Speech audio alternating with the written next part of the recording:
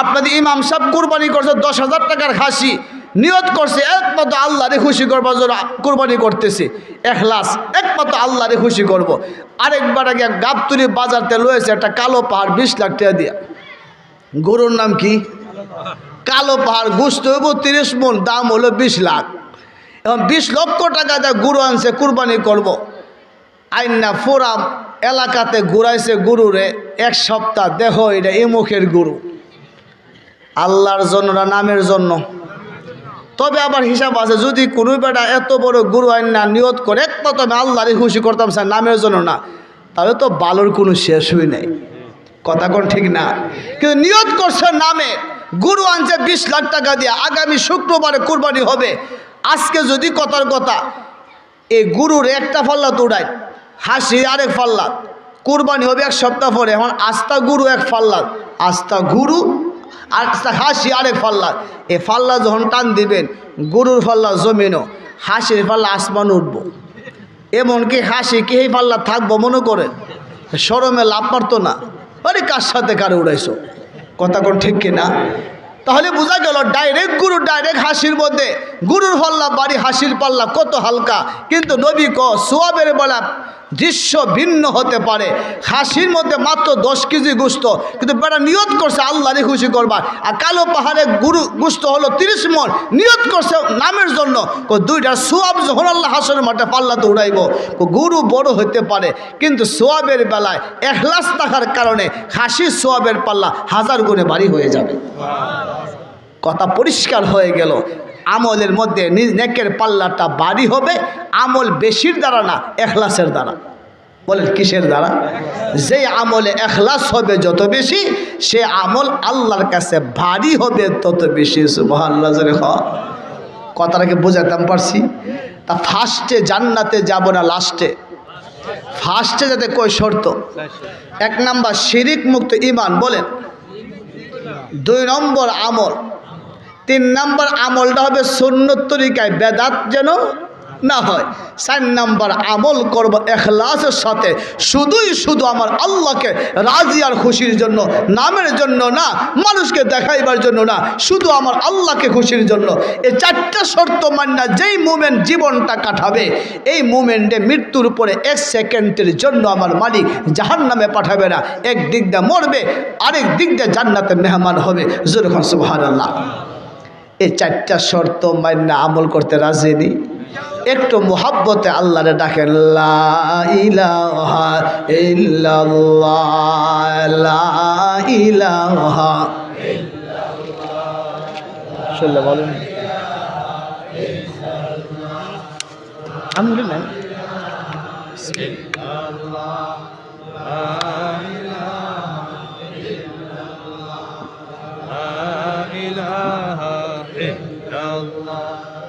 লা ইলাহা ইল্লাল্লাহ, লা ইলাহা ইল্লাল্লাহ, লা ইলাহা লা ইলাহা ইল্লাল্লাহ, লা ইলাহা ইল্লাল্লাহ, লা ইলাহা লা ইলাহা ইল্লাল্লাহু মুহাম্মাদুর রাসূলুল্লাহ সাল্লাল্লাহু আলাইহি ওয়াসাল্লাম। ধারাবাহিকতা বুঝতে হবে ধৈর্যের সাথে। মৃত্যুর পরে প্রথম ধাপই জান্নাত পাইতে শর্ত, বলেন কয় শর্ত? মূল শর্ত হলো 1 নম্বর শর্ত ঈমান। এক বেচার ঈমান নাই, আমলও আছে, তরিকও মানে এখলাসও আছে, কাম হইব? আপনি মাছ মারা যে পাতিলে রাখেন, তলা নাই, সারাদিন মারলো তো মাছ বিছরা খাইতেন না। ঈমান ছাড়া কোনো আমলের মূল্য নাই। তো 1 নম্বর শর্তটা হলো ঈমান। ঈমান একটা বাতি, বলেন ঈমান একটা বাতি। এখন জান্নাতের পথে এই বাতি নিয়ে চলতে হবে। অন্ধকার পথে হাঁটলে জাহান্নাম হলো অন্ধকার, জান্নাত হলো আলো। আলোকিত জায়গায় যাইতে হলে আলো নিয়ে যাইতে হইব। কথা কোন ঠিক কিনা? তো ঈমান একটা আলো। এই আলো আর বাতি লাইট তো আপনার সাথে আমার সাথে আছে। মসজিদে এশারের নামাজ পড়ে বাড়িতে যাইবেন, মাত্র 5 মিনিটের রাস্তা। এরপরও আপনি ছেলেরে ফোন করেন, বাবারে আর কিছু না পারে একটা টর্চ লাইট ফাটাইস, কারণ রাস্তাঘাটে হাঁটতে গিয়ে গর্তের মধ্যে পড়ে যাওয়ার সম্ভাবনা। তো লাইটটা আপনার লাগে। আল্লাহ কো জান্নাতে যাই তো ইমানের লাইট লাগবে। সুবহানাল্লাহ। এখন প্রশ্ন হলো, যদি রাস্তাতে আপনাকে ডাকাতে ধরে, সাথে টাকা আছে, একটা টর্চ লাইট হাতে আছে, লাইটটা আগে নিব না টাকা আগে নিব? লাইট আগে নিব, টাকা পরে নিব। কারণ অন্ধকার পরিবেশ না করে ডাকাতি করলে তো লোকজন দেখে ফেলবে। এখন আমরা যে ইমান নিয়ে রওনা হইলাম জান্নাতে যাব, ইমানের পরে থাকবে আমল, এরপর নবীর তরিকা, এরপর এখলাস, ওই তিনটা তো থাকবে। ইমান নিয়ে যে আমরা জান্নাতের পথে চলবো, ইমানটা কবর পর্যন্ত নিয়ে যেতে হবে। কবরে যাওয়ার আগেই যদি আমার ইমান কোনো ডাকাতে নিয়ে যা আর বেঈমান বানায় ফেলে, তাহলে জাহান্নাম ছাড়া উপায়। তো ইমানটা আপনাকে আমাকে কবর পর্যন্ত অন্তত বড় সতর্কতার সাথে নিয়ে যেতে হবে। এখন ইমানটা রক্ষার জন্যই আল্লাহ বলছে আমল লাগবে, নবীর তরিকা লাগবে, এখলাস লাগবে। কখন কথা কোন ঠিক কিনা? এই ইমানকে রক্ষার জন্য আমার তেলাওয়াতকৃত আয়াতে রব্বে কারিম বলে, তুমি শত্রুর হাত থেকে যেমন তোমার টাকা আর টর্চটা রক্ষা করতে তোমার শক্তি দরকার। ডাকাত ধরছে 5 জন, আপনার সাথে আছে একটা পিস্তল, ভয় আছে? কেউ আছে বল? এক জায়গায় বাঞ্ছারামপুর ওয়াজে গেছে আজ থেকে 10 বছর আগে। ওই রাস্তায় কাজ যে করতেছে ব্রিজে, রাস্তা সাইডে দিয়ে আবার নিচে দিয়ে একটা রাস্তা করছে। রাত বাজে একটা, ওয়াজে গেছি, মোটরসাইকেল ছাড়া এলাকায় যাওয়া যায় না। তো ড্রাইভারে বলছি কুড়ি করে বাজারতে একটা হেলমেট লইও, তুমি লাগাও একটা, আমারে দো। যদি গলাটা ভাঙ্গে যায় ওয়াজ করুন কেমনি, হেলমেট লাগাইছি। আবার হতে যখন নিচ থেকে ব্রিজে উপরে উঠলাম, যে লাড়ি বেন্দালে 8-10 জন পড়ছি বিপদ হলে। তো আমি হঠাৎ করে ভাবলাম যে হের মাথা তো হেলমেট, আমার মাথা তো হেলমেট, তাহলে এরা তো বুঝবো মনে হয় পুলিশের গাড়ি হইতে পারে, যাত্রী তো হেলমেট তাহার কথা না। তা আমি হঠাৎ করে স্যার গুলি করেন, স্যার কি করেন, যে মাত্র করে স্যার গুলি করেন, দূর দিয়েছে গাড়ি বলতে হলে ভাবছে আসলে পুলিশের গাড়ি বুঝি, বাস দূর দায় পড়লাম। তো বোঝা গেল ডাকাতের হাতে রক্ষার জন্য তো কৌশল লাগবো, ক্যাপাসিটি লাগবো কি না? তো আমরা যে ইমান নিয়ে রওনা হইলাম জান্নাতে যাবার জন্য, আমরা ডাকাত সামনে আসিনি। ডাকাত পাইলে ইমানের লাইটটা নিব আগে। লাইট নিতে বলে নামাজ রোজা সবই শেষ, টাকা নেওয়া কোনো সমস্যা, লাইটটা আগে না নিতে হলে নামাজও নেওয়া যায় না। এই জন্য আমরা ইমানটা রক্ষার জন্য আল্লাহ বলে 3টা হাতিয়ার দিলাম। সুবহানাল্লাহ জোরে হয়। আচ্ছা, হাতিয়ারকে আল্লাহ 2টা দিতে পারে না? হাতিয়ার তো একটা দিলেও চলে, হাতিয়ার 3টা কেন? আল্লাহ শত্রু আছে 3 ধরনের, হাতিয়ার একটা দিব কেমন? যেমন শত্রু তেমন হাতিয়ার। সুবহানাল্লাহ জোরে হয়। এখন ধারাবাহিক বোঝেন, শত্রু আমাদের ইমানের শত্রু কয় দল?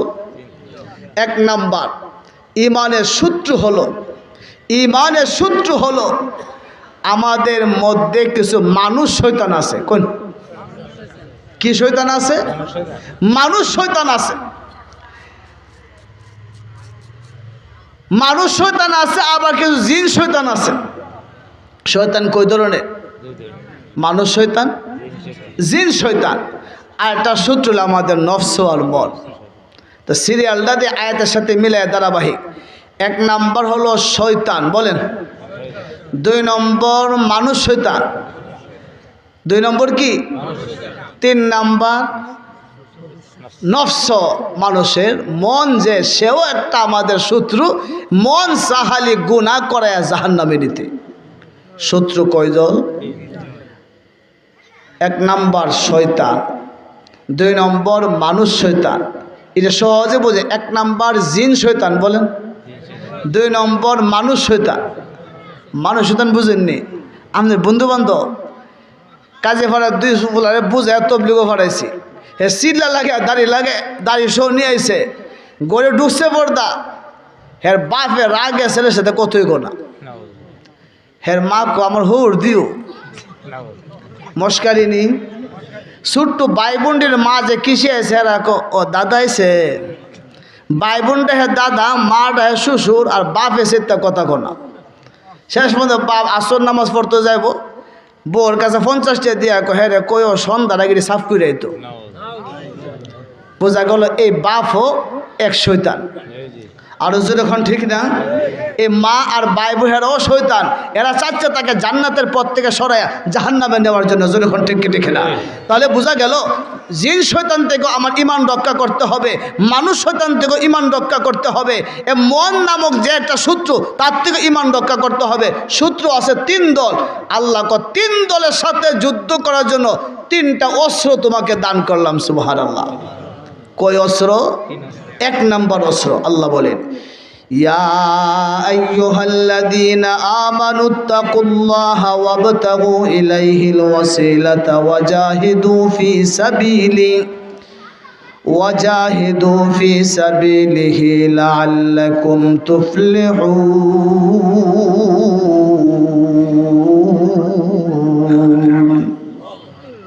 আল্লাহ বলে ইমানদার ইমান নিয়ে চলছো, জান্নাতের পথে হাঁটছো। আল্লাহ বলে হে ইমানদারেরা, তোমার ইমানের বাতি, ইমানের লাইট ডাকাতি এবং চুরি করবার জন্য তোমার জান্নাতের পথে 3টা বাধা, 3টা শত্রু আছে। প্রথম শত্রু হলো জিন শয়তান। শয়তান চায় না আমরা জান্নাতে যাই, শয়তান চাই যেন আমরা জাহান্নামে যাই। জাহান্নামে পাঠাইতে শয়তান চায় ইমানটা আগে কিভাবে ডাকাতি করবে। এ মুসলমান, শয়তানের আক্রমণ থেকে ইমান রক্ষার হাতিয়ারটা কি? আল্লাহ বলে শয়তানের আক্রমণ থেকে ইমান রক্ষার হাতিয়ারের নাম হলো তাকওয়া। আল্লাহকে ভয় করো। কাকে ভয় করো? আচ্ছা, আল্লাহরে ভয় কখন হবে? আল্লাহর স্মরণ যখন তাকে তখন হবে, যেরকম ঠিক না? এটার ব্যাখ্যার মধ্যে আল্লাহ বা কারি তৈব বলছে আল্লাহর ভয় হইলেই তোমার অন্তরে, তখন তোমার মুখে জিকির আসে। অর্থাৎ জিন শয়তান থেকে বাঁচবার উপায় হলো আল্লাহ পাকের জিকির। সুবহানাল্লাহ। যেরকম জিকির করলে শয়তানের আক্রমণ থেকে ইমান রক্ষা করা যায়। 2 নম্বর শত্রু হলো মানুষ। শয়তান মানুষের বন্ধু বান্ধব, মানুষকে গুনাহের দিকে ডাকে, নেক কাজে বাধা দেয়। এখন তাদের আক্রমণ থেকে ইমান রক্ষার ব্যবস্থা কি? আবার আল্লাহ তাহলে 2 নম্বর হাতিয়ারটা গ্রহণ করো, ওয়াবতাগু ইলাইহিল ওয়াসিলা। আল্লাহ বলে একটা ওসিলা ধরো। ও আল্লাহ, ওসিলাটা কি? কোন ওসিলা ইমান রক্ষা হবে? আল্লাহ বলে উসিলাটা হলো, অন্য আয়াতে ব্যাখ্যায় মহান আল্লাহ অন্য আয়াতের ব্যাখ্যার মধ্যে বলেন, ইয়া আইয়ুহাল্লাযীনা আমানুত্তাকুল্লাহা ওয়া কুনু মা'আস সাদিকিন। আল্লাহ বলে মানুষ শয়তান থেকে ইমান রক্ষার হাতিয়ারটা হলো তুমি আল্লাহওয়ালাদের সঙ্গে থাকো, সৎ লোকের সহবত গ্রহণ করো, আল্লাহর ওলিদের সাথে সম্পর্ক স্থাপন করো, হক্কানি আলেমদের হাতে বায়াত গ্রহণ করো, হক্কানি পীরের কাছে মুরিদ হও। যদি হক্কানি আলেমদের সাথে সম্পর্ক স্থাপন করেন, আল্লাহ তাআলা আপনার ঈমান রক্ষা করবে। এটা হলো 2 নম্বরে হাতিয়ার। 3 নম্বরে শত্রু হলো মন। মন মানুষকে জাহান্নামের দিকে টানে। এখন মনের ধোঁকা থেকে বাঁচবেন কিভাবে, ঈমান রক্ষা করবেন কিভাবে? আল্লাহ বলে তাহলে 3 নম্বর হাতিয়ারটা গ্রহণ করো, ওয়াজাহিদু ফি সাবিলি লাআল্লাকুম তুফলিহুন। আল্লাহ বলে ইমানদার ঈমান যদি রক্ষা করতে চাও, 3 নম্বর শত্রু তোমার মন। মন তোমাকে ঈমান হারা করতে চায়, আমল থেকে দূরে রাখতে চায়। মনের আক্রমণ থেকে ঈমান রক্ষার হাতিয়ার হলো আল্লাহ বলে জিহাদ করো মনের বিরুদ্ধে, সংগ্রাম করো মনের বিরুদ্ধে। এ মুসলমান, আপনি গাড়ি চালাইতেছেন, যদি হঠাৎ দেখেন সামনে বিশাল গর্ত, তখন কি গাড়ি চালাবেন না ব্রেক ধরবেন? ধরবেন না? হাত ব্রেক ধরবেন যেন সামনে অগ্রসর হতে না পারে। যদি আপনার আমার মন আপনাকে আমাকে জাহান্নামের পথে ডাকে, গুনার পথে ডাকে, আল্লাহকে ব্রেক দাও। কি দাও? ব্রেক কেমনে কো জাহিদু, মনের বিরুদ্ধে সংগ্রাম করো। মন যদি বলে ফজর আজানটা শোনার পরে আরো 20 মিনিট ঘুমাও, সঙ্গে সঙ্গে ভাববেন 20 মিনিটের নামে ঘুম পাড়াতে পারলে ফজর নামাজ কাজা হয়ে যাবে। এই জন্য এখন মনের বিরুদ্ধে সংগ্রাম মানে সঙ্গে সঙ্গে কম্বলটা রাতি মেরে আপনি দাঁড়ায় যাবেন আর মনকে সম্বোধন করে বলবেন 10 মিনিট হয়তো গড়াগড়ি করতাম কিন্তু 20 মিনিট শুইলেও জামাত পাবো, এই কথা তুই আমারে বললি কেন? এই যে 10 সেকেন্ড আর শুইলাম না, আমি নামাজে চলে যাচ্ছি, তুই আমারে পারলে শোয়া। সুবহানাল্লাহ জোরে বল। এইভাবে যখন মনের বিরুদ্ধে আপনি সংগ্রাম শুরু করবেন দেখবেন একদিন মন দুর্বল হয়ে যাবে, আপনাকে আর গুনার দিকে আহ্বান করতে সাহস পাবে না। জোরে বলে সুবহানাল্লাহ। কথা পরিষ্কার। শত্রু 3 দল। কয় ধরনের? জিন শয়তানের আক্রমণ থেকে বাঁচবেন জিকিরের দ্বারা, মানুষ শয়তানের আক্রমণ থেকে বাঁচবেন আল্লাহওয়ালাদের সোহবতের দ্বারা, মন নামক শত্রু থেকে ঈমানকে রক্ষা করবেন কিসের দ্বারা? জেহাদের দ্বারা। মনের বিরুদ্ধে জেহাদ। আল্লাহ রসুল বলছে শত্রু বেঈমানদের বিরুদ্ধে যুদ্ধের মাঠে জেহাদের চেয়ে বড় জেহাদ হলো মনের বিরুদ্ধে জেহাদ করা। কথা কোন ঠিক কি ঠিক না? তাবলীগ জামাতে যাইতে মনটা চাই না। আমি সব বলছে কত বাধা আপনাকে দিবে, বলবে চলে গেলে তোমার ঘরে বাজার করবো কেনা। মন কি বলে? তোমার ঘরে বাজার করবো কেনা? তোমার বাচ্চারে স্কুলে যে আঙ্গুল ধরে নে দিয়ে অনলাইন কিন্ডার গার্ডেনে এই কেজি স্কুল নিয়ে যে বেজি বানাইবা, কি বানাইব? এই কেজি স্কুল তোমার বাচ্চারে কে দিয়েইব? এতদিন বললাম বরে ফর্দা রাখবার কথা চিন্তা নাই, কিন্তু তবলিগে যাবার সময় হলে শয়তান মনে আমি রেখো তুমি বাড়িতে গেলে গা এই বাচ্চারে আগে তুমি দিয়ে দেখুন তোমার বউ লয়ে জল স্কুল মহিলা তো ফর্দা করা ফলো অহন ফর্দার ওয়াজ করো আপনাদের মনে। আর মার্কেটে যাবার সময় এই ওয়াজ থাকে না, যখন ঠিক না মনটা বড় সুবিধা বা দিও কি ওহন দেখবে আমাদের ওয়াজ করবো বাজার করবো কেটা, তোমার বাচ্চা স্কুলে দিয়ে আইব কেটা, নানা হোক সমস্যা আপনার সামনে ধরে তুলবে, তখন আপনি একটা জেহাদ করবেন মনের বিরুদ্ধে। মন দেখবেন আজকে মারা গেলে বাচ্চা স্কুলে লয়ে যাবো কেটা, মন দেখবেন আজকে মারা গেলে ঘরে বাজার করবো কেটা। মরলে যেমনি হবে তাবলীগে গেলেও তেমনি হবে। কথা কোন ঠিক কি দেখি না?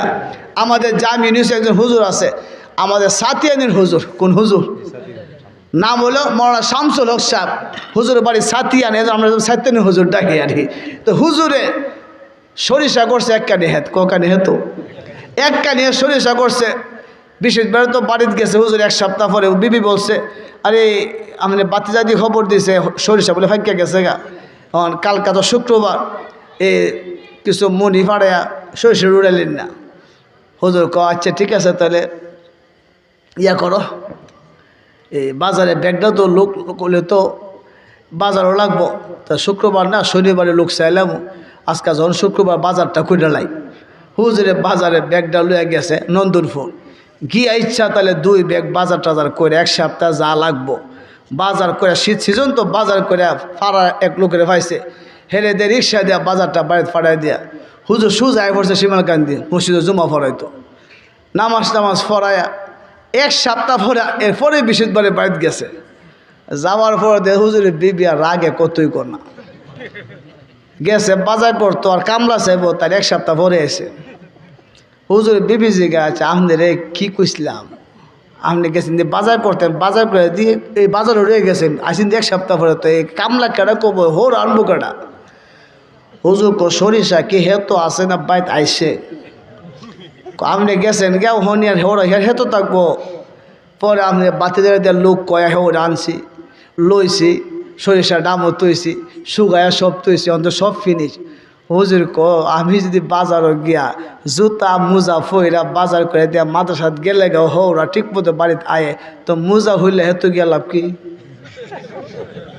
কথা কোন ঠিক না? মোজা পাওয়া লাগিও তো হৌরা আইসে। হুজুর কো এই জন্য গেছি গা তোমার পরীক্ষা করবার লাগে, মরলে হৌরা করতে পারবো নি বুঝবার লাগে। কথা কোন ঠিক না?